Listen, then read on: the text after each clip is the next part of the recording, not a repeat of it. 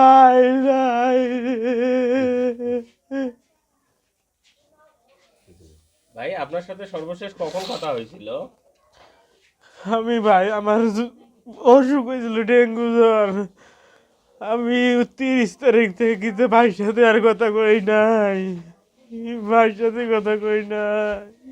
ভাই খালি কইছে কয় যদি কোনো ভুল টুল করি থাকো মাফ করি দেস, সবার যেন সবার সাথে দেখা হয়, এই কথা কইছে। আর কয় ওই আমার বলাই না, ওই আমার বলাই না।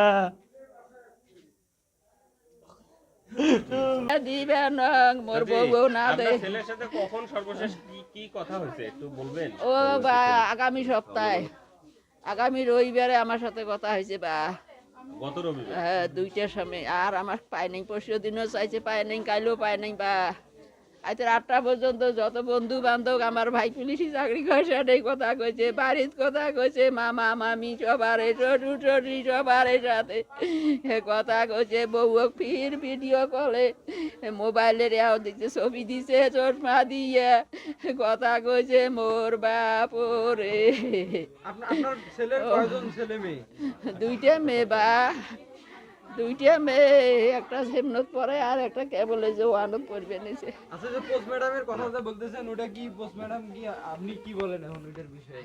ওই যে তোমার মতন সাংবাদিক আসছে, আমি দিবেন নই, আমার বউও দিবের বাধা করছে, বউও কইছে বলে আমি পোস্ট ম্যাডাম করবে দিবেন নই। 5:30টায় কালকে আমার সাথে 5:30টায় কথা হয়েছিল, লাস্ট কথা হয়নি।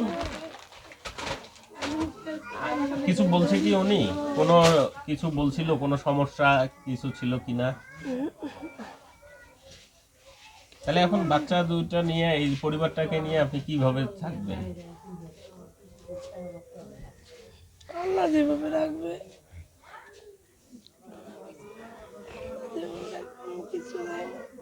তো ইনি 1 থেকে 1.5 মাস আগে মিশনে গেছিল, অর্থাৎ সুদানে। 7 নভেম্বর সুদানে গেছিল, ওনার মিশন ছিল শান্তিরক্ষা মিশন। তো উনি, আমরা তো পাঠাইছি, ওনাকে গেছে। তো পরবর্তীতে এখন গতকাল,